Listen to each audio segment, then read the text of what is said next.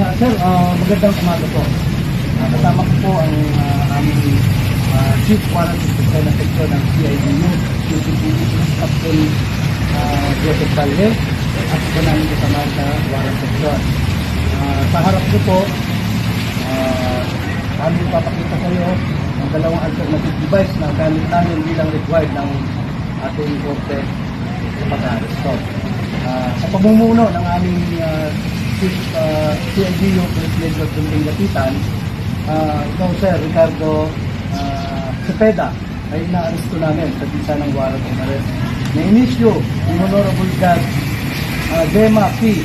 Bukayo, Madrid, sa Executive Judge ng 2nd Judicial Region RPC Branch 12 ng Sanchez Mira, Cagayan sa kasong Syndicated Estafa under Article 315.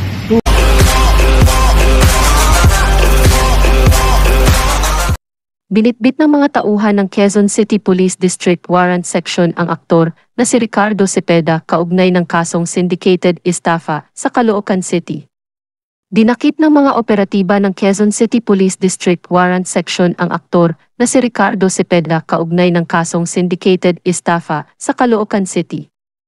Ayon sa pulisya, inaresto ang aktor sa bisa ng warrant of arrest na inisyu sa Cagayan Regional Trial Court.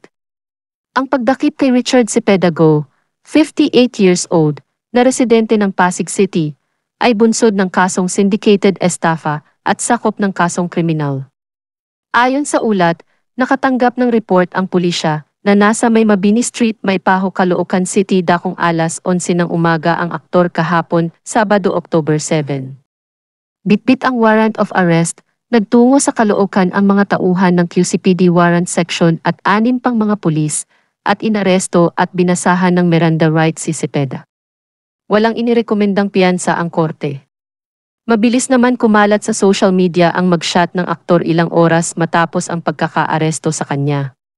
Samantala, wala pang inilalabas na pahayag ang kampo ni Ricardo Cepeda kaugnay ng pagkakaaresto sa kanya. Maging ang kanyang may bahay na si Marina Binipayo ay wala pa ring pahayag.